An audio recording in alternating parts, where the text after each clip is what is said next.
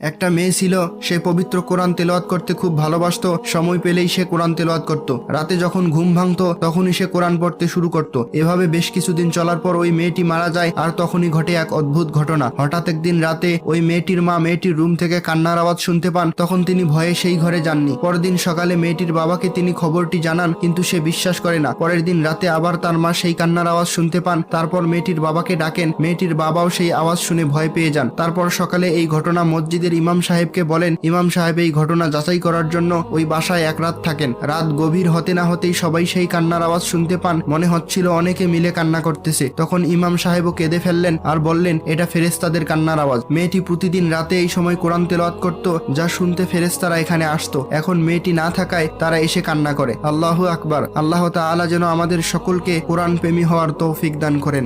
আমিন।